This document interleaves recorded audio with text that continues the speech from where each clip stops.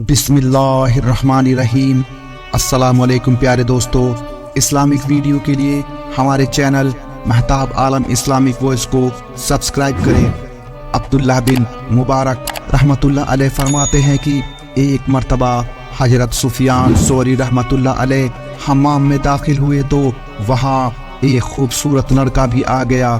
तो आपने फरमाया कि इसे बाहर निकालो, क्योंकि औरत के साथ एक शैतान होता है और लड़कों के साथ 10 से ज़्यादा शैतान होते हैं। इसी वजह से नबी सल्लल्लाहु अलैहि वसल्लम का हुक्म है कि जब बच्चे समझदार हो जाए तो उन सब के बिस्तर अलग कर देने चाहिए, ताकि शुरू ही से वे बुरी आदतों से महफूज रह सके। और बच्चों पर नज़र रखनी चाहिए कि वे ज़्यादा वक्त ख़ास तौर से अकेले में बड़े लड़कों के साथ ना रहें। अगर कई बच्चे एक कमरे में रहते हो तो हर एक का बिस्तर और लिहाफ अलग होना चाहिए। इन तमाम तफसीलात से मालूम हो गया कि सिर्फ अपनी हलाल बीवियों से ही शहवत पूरी करने की इजाज़त है। इसके अलावा क़ज़ाए शहवत का कोई भी तरीका शरीयत में हरगिज़ जायज़ नहीं है। और पर्दे वगैरह के या अजनबी औरतों मर्दों से मिलने जुलने की मुमानत के जो भी अहकाम है, उनका मकसद सिर्फ यह है कि मुआशरे से गलत तरीके पर क़ज़ाए शहवत का रिवाज ख़त्म हो जाए। जो शख्स इन बातों को सामने रखकर अपनी शर्मगाह की हिफाजत करेगा और अपनी जवानी को इन फवाहिश से बचा लेगा तो अल्लाह तबारक व तआला उसे इसका बदला जन्नत की सूरत में अता फरमाएगा इंशाअल्लाह।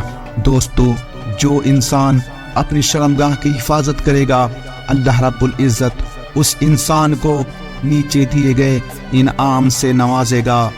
एक मर्तबा नबी सल्लल्लाहु अलैहि वसल्लम ने इरशाद फरमाया कि जो शख्स मुझसे 6 बात की ज़मानत ले ले, मैं उसके लिए जन्नत की जमानत लेता हूँ। सहाबा रज़ियल्लाहु अन्हुम ने अर्ज़ किया, या रसूल अल्लाह, वे 6 बातें क्या हैं? तो आप सल्लल्लाहु अलैहि वसल्लम ने इरशाद फरमाया, नंबर 1, जो जब बात करे तो सच कहे। नंबर 2, जब वादा करे तो पूरा करे। नंबर 3, जब अमानत ले तो अदा करे। नंबर 4, जो अपनी निगाह नीची रखे। नंबर 5, जो अपनी शर्मगाह की हिफाजत करे। और नंबर 6, जो अपने हाथ या अपनी ज़ात को दूसरों को तकलीफ देने से रोक रखे।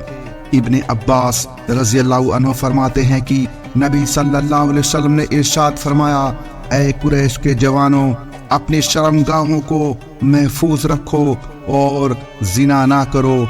अच्छी तरह समझ लो कि जो शख्स अपनी शर्मगाह को महफूज रख ले, उसके लिए जन्नत है। एक और हदीस में नबी सल्लल्लाहु अलैहि वसल्लम ने फरमाया, ऐ कुरैश के जवानों, जिना ना करो, क्योंकि अल्लाह ताला जिसकी ज़बानी को महफूज कर दे वह जन्नत में दाखिल हो गया। हजरत अबू हुरैरा रज़ियल्लाहु अन्हु से मनकूल है कि नबी सल्लल्लाहु अलैहि वसल्लम ने इरशाद फरमाया, जो शख्स उस चीज़ को महफूज कर ले जो उसके 2 जबड़ों के दरमियान है, यानी ज़बान, और उस चीज़ को महफूज कर ले जो 2 पैरों के दरमियान है, यानी शर्मगाह, वह जन्नत में दाखिल होगा। एक रिवायत में नबी सल्लल्लाहु अलैहि वसल्लम ने 7 ऐसे खुशनसीब लोगों का जिक्र फरमाया है जिन्हें मैदान महशर में अल्लाह के अर्श के साए में बिठाया जाएगा। उनमें से एक शख्स वह भी है जिसके बारे में आप सल्लल्लाहु अलैहि वसल्लम ने फरमाया, ऐसा शख्स जिसे कोई इज्जतदार और खूबसूरत औरत बदकारी के लिए बुलाए और वह कह दे कि मुझे अल्लाह से डर लग रहा है। दोस्तों, अब हम जानते हैं कि नबी सल्लल्लाहु अलैहि वसल्लम ने ज़िना से बचने की एक उम्दा तदबीर क्या बताई है।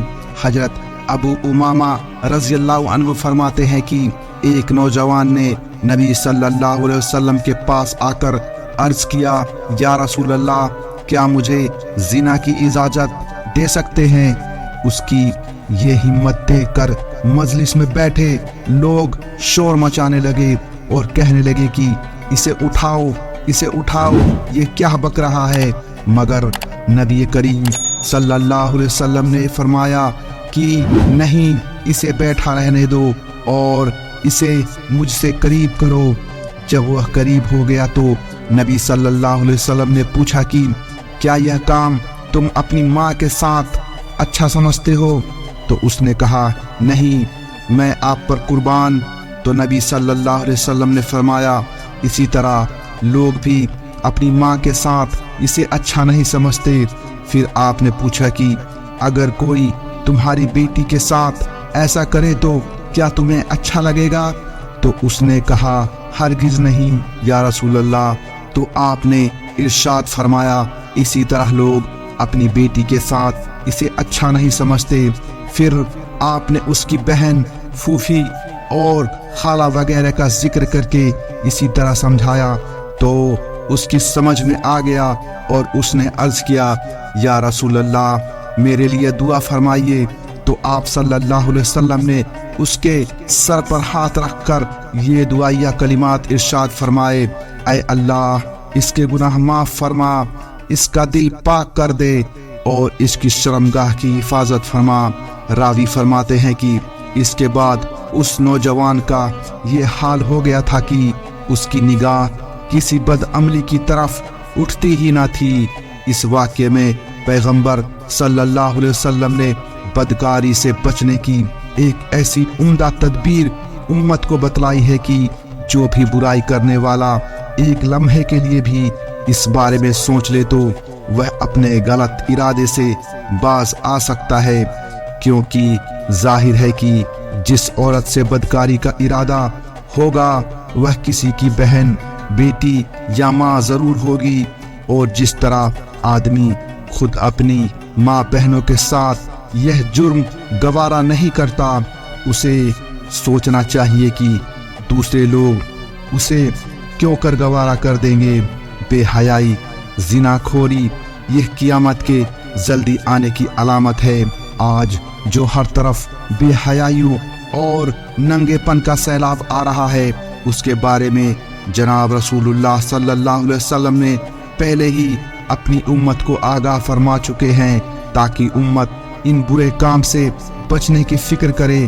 نبی صلی اللہ علیہ وسلم نے ارشاد فرمایا قیامت اس وقت تک نہیں آئے گی جب تک کہ لوگ جانوروں کی طرح راستے میں کھلے عام زنا نہ کرنے لگیں گے، اور مرد مرد سے اور عورتیں عورتوں سے اپنی خواہش پوری کرے گی۔ اور ایک دوسرے موقوف روایت کا مضمون ہے قیامت ایسے بدترین لوگوں کے زمانے میں آئے گی جو نہ تو اچھی بات کا حکم کرنے والے ہوں گے اور نہ برائی پر روک ٹوک کرنے والے ہوں گے۔ وہ گدھوں کی طرح کھلے عام زنا کریں گے۔ ایک آدمی کسی عورت کا ہاتھ پکڑ کر تنہائی میں لے جائے گا اور اس سے قضائے شہوت کر کے پھر لوگوں کے سامنے لوٹے گا، جبکہ وہ اسے دیکھ کر ہنستے ہوں گے اور یہ انہیں دیکھ کر ہنستا ہوگا، یعنی شرم و حیا بالکل جنازہ نکل جائے گا، زناکاری کو برا نہ سمجھا جائے گا، اور اس معاملے میں انسان اور جانوروں میں تمیز ختم ہو جائے گی۔ آج یہ نبوی پیشن گوئیاں حرف بحرف پوری طرح نظر آ رہی ہے۔ مغربی ملکوں کا تو کہنا ہی کیا، مشرقی عزت کے محافظ کہلائے جانے والے ملک، یہاں تک کہ کچھ مسلم ملکوں میں بھی ایسے حیا سوز نظارے اب خوب نظر آنے لگے ہیں۔ اب ڈسکو ڈانس کے نام پر، تہذیب و ثقافت کے نام پر اور کھیل کود کے نام پر عورتوں سے برائی کرانا عام ہے۔ ٹیلی ویژن کے عالمی پروگرام جن تک پہنچ اب کسی جگہ کسی کے لیے بھی مشکل نہیں رہی ہے، خاص طور سے زناکاری کی تعلیم و تبلیغ میں پوری طرح مشغول ہے۔ اب زناکاری کو بڑھاوا دینے کے لیے باقاعدہ عالمی کانفرنس ہو رہی ہے، جن کی تمام باتوں کا نتیجہ صرف یہی نکتہ ہے کہ کیسے اور کس طرح مرد اور عورت کے درمیان ناجائز تعلقات کی رکاوٹیں دور کی جائے۔ زناکاری کی ایک بڑی رکاوٹ شرم و حیا کا فطری انسانی جذبہ تھا، اس کو تو مغربی تہذیب نے بالکل مردہ ہی کر دیا تھا۔ دوسری بڑی رکاوٹ عورت کے لیے ناجائز بچے کی ذلت ہے۔ اس رکاوٹ کو دور کرنے کے لیے آج حمل کو گرانے والی دوائیں عام کر دی گئی ہیں اور حمل گرانے کے انتظام شہر شہر کر دیے گئے ہیں، تاکہ یہ شیطانیت و بہیمیت بے خوف و خطر بڑھتی رہے اور ذلت و رسوائی کے اندیشے سے بے پرواہ ہو کر جانوروں کی طرح انسان بھی شہوت رانی کرتے پھرے۔ اللہ اس سے ہماری حفاظت فرمائے، آمین۔ ایسے خطرے اور فتنے کے ماحول میں ہر مسلمان کی یہ ذمہ داری ہے کہ وہ غیروں کی دیکھا دیکھی اپنی انسانیت اور شرم و حیا کو داؤ پر نہ لگائے، بلکہ اس کی بھرپور حفاظت کرے اور گھر کے لوگوں کی حرکت پر پوری نگاہ رکھے اور شیطانیت کے ہتھیار ٹیلی ویژن اور موبائل کے زہریلے جراثیم سے اپنی ایمانی ماحول کو گندا اور ناپاک نہ ہونے دے۔